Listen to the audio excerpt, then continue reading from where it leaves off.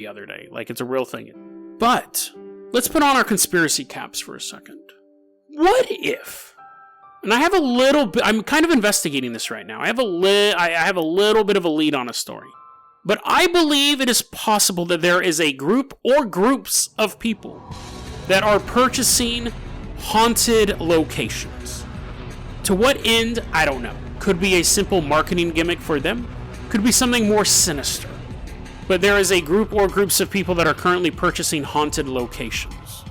But the thing about a haunted location is there's only so many of them. What if you can begin to create them, make you believe in something? Does that thing become real? Or, if not real, more real than it used to be? Think about it this way. When you're walking through a neighborhood, you look at a house. Take a normal house. You look at it and you go, that's a normal house. But then you start telling people that house is creepy. Whenever I walk by that house, I get a weird vibe.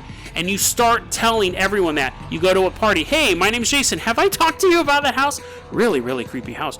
You can build the myth. And then you get maybe 10% of the people go, you're right. I remember driving by that house once and it was kind of creepy. That's how these haunted house stories start. Sometimes you have a legitimately haunted house, but sometimes there's just a house that has a little too much weed, or the shingles seem to be falling more so than the other houses, or the person there is particularly old. The haunted house legends start. But those stories don't have mock news articles. Those are local legends. They stay local legends. The people in the neighborhood go, oh, this house is creepy, but it doesn't bleed into the internet at large. But this one did. This one seems to be an active push towards making this house being haunted. So why is somebody taking a normal plot of land, taking an urban legend about that, and creating plausible evidence and pushing it onto the internet? Is there a war? Are groups trying to buy up haunted houses, haunted locations? When we look at all of these stories we've done about these little community like Stoll Cemetery, where they've completely shut it down and the locals don't let anyone in. There was the other Dark Forest place, I think it was in Connecticut. It was the same thing. The people are like, this is a private land, even though it has all these legends about ghosts. It's private land. The police. Is there a real estate war for haunted locations in America, if not the world? And if that is true, and we'll be investigating that in a further episode, but if that is true, if you can't buy up a haunted location, you can create a haunted location, and you can get enough people to believe that a location is haunted that it feeds it with a little bit of sinister energy, a little bit more, a little bit more. You keep pushing that in there until a place that was otherwise just a normal place, when someone stays there, goes, it was kind of haunted.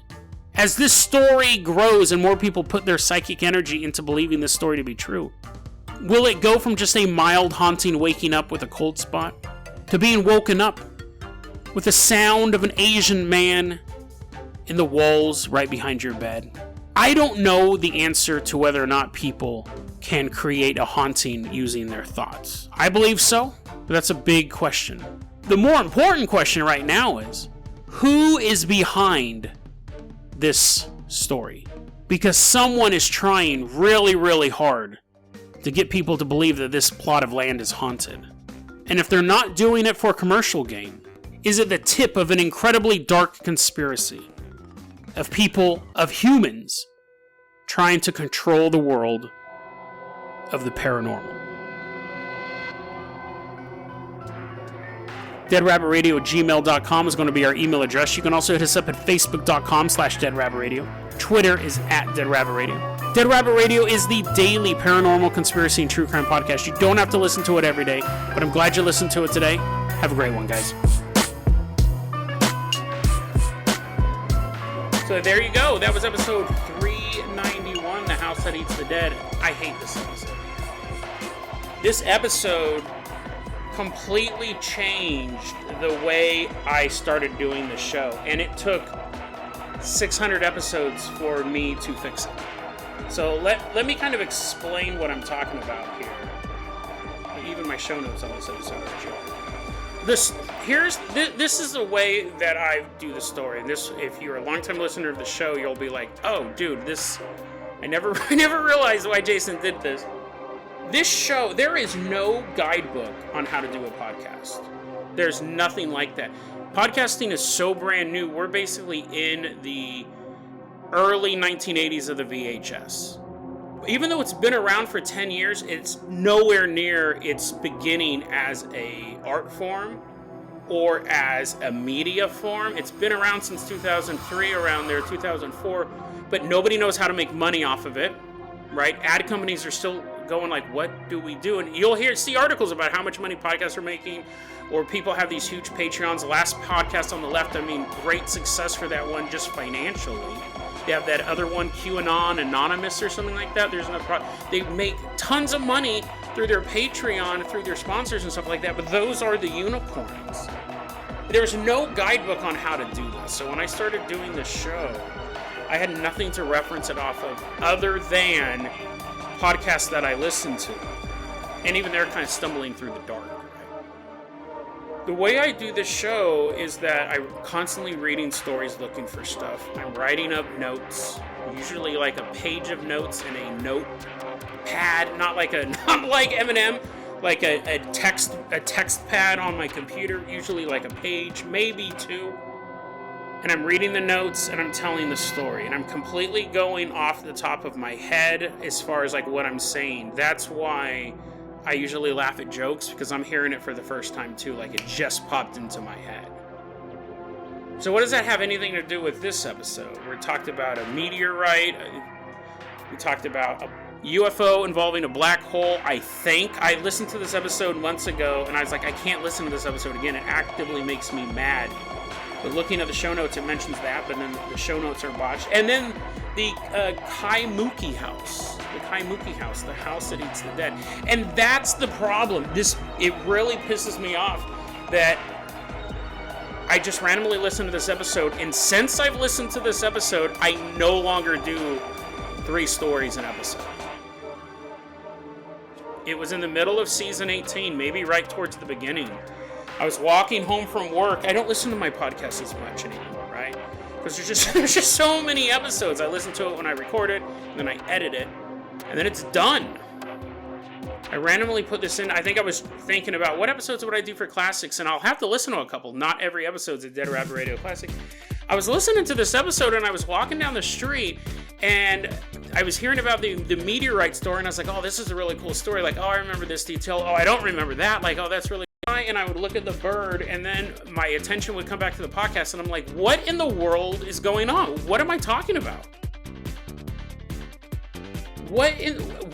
Why are we now near a black hole? I talk about 3 stories within 36 minutes. And I heard that, and I was like, I know I've done this a ton of times. I know I've taken 3 really cool stories. And you figure, not including the introduction, right, that's normally like 4 to 5 minutes. I've gotten that down real good. Nowadays, pretty much, hey everyone, welcome back to another episode 2. The first vehicle taking off is 1.5 minutes. And I think that's super fair to the Patreon, that's super fair to the people who are supporting the show financially, and it's fair to the new listener. So that's really, really shrunk down. That catchphrase I do, we got a lot of stuff to cover, so let's get started right away. That's almost an acknowledgement of how I used to just do these really long intros. Never too long, but sometimes I would start to talk about something like Dead Rabbit Recommends is now in the middle of episodes, usually in the middle of the week. That's planned out that way. It's usually on Wednesdays. Hey everyone, let's go ahead and get started. Walking into, it's just moving that show along at a good clip. And that was stuff that I figured out along the way because I know what I don't like when I'm listening to a podcast. I knew that I had fixed all that stuff, but 3 stories in an episode, the reason why I did that, and this is why I talked about all that stuff in the beginning about there's no guide on how to do this, and my process. The reason why I did that was because I very, very often am doubting the stories I choose. There will be times, so I do a live episode for the Patreons. Everyone hears it. They just get to hear it recorded live. I don't do bonus content for people who pay. That's something that I would love to do on one hand, but on the other hand, I hate as a listener. Right? I hate being told for the second part of the episode, join the Patreon, or you want to know more about this, I can't stand that. So I try to balance it between rewarding the Patreon supporters and giving people the content for free. That's a big thing for me. And I'm very grateful that I'm able to do that. Like, I have really supportive Patreon community and live stream community and all that. So I can give all the other content away for free. But they'll hear me when I'm getting ready to do an episode on Monday. I say this all the time. I go, I'm still trying to figure out what stories I'm doing today. I doubt, and I did this for 800 episodes. The reason why I had 3 stories in an episode is because I didn't know if the stories were strong enough to stand on their own. Basically, I had 2 stories ready to go, and I go, I don't know if a story... Think about this. This is what I was thinking. I don't know if a story about a hoax meteorite and all of these people trying to hunt down this chunk that may or may not be worth billions of dollars and a house that eats people, I don't know if those stories are strong enough on their own. So I'm going to throw in this story about this black hole, this wheel flying around the black hole or whatever it was. Again, I can't even find the notes for that, and I don't want to re-listen to the episode because that was a total mistake. Those 2 stories were great. I'm not patting myself on the back. I'm saying the stories themselves are very interesting. You could have just told those 2 stories, but instead you took 36 minutes to cram 3 stories in, and that editing, dude. Sometimes it sounds... Some of these episodes are paced so fast that if something catches your attention, and I know a lot of people wash their dishes while they're listening to this or playing Minecraft and stuff like that, and it's totally fine because I do that too. But I know that if you have a nice long journey and you have 2 stories, it's far easier to follow the line than 3 stories. And I used to look at the seconds in between stops, and I would make them shorter. I don't do that anymore. So now because again, I was actually really mad, and I was like, I wonder how many people heard episodes like this for the first time and go, whoa, dude, like, this is just flying by at a clip.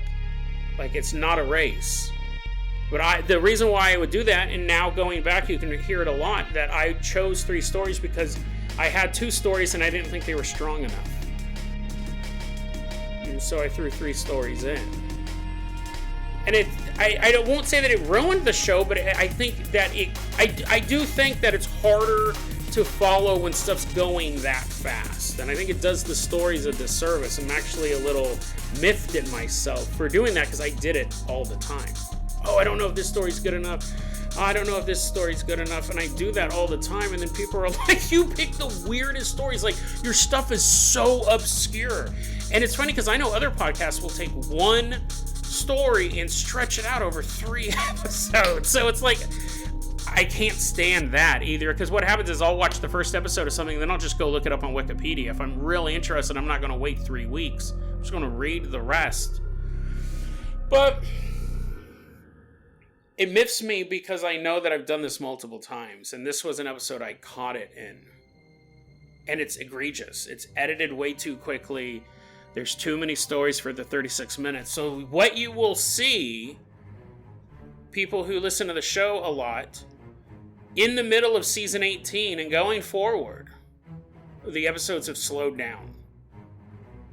If I do 3 stories, like I just got done recording the episode, what was it? It was about the ghosts on the side of the highway, and would you join aliens if they wanted to fight evil people? There were 3 stories in that one technically, but 2 of them were about ghosts on the highway. So it was this theme with 2 examples, rather than here's a true crime conspiracy story involving a meteorite, here's an insane UFO story, and here's a story about a house that eats people that for whatever reason I didn't think was strong enough. Maybe because it was like an urban legend folklore. Some of those I'm iffy on, because the end of the story is just kind of like, well, it might not even be real. But again, like, what a disservice. This episode makes me mad. Like, honestly, I did not want to go back and re-listen to it just to be able to name specifics. I recorded it years ago. I heard it about 2 or 3 months ago in an audience, and I've done these stories a disservice.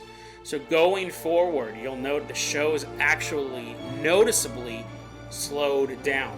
The edits are no longer super close. You'll hear 2-3 seconds of... See, that's something that again, a lot of people are doing their homework, washing their dishes, playing Minecraft, driving in their car.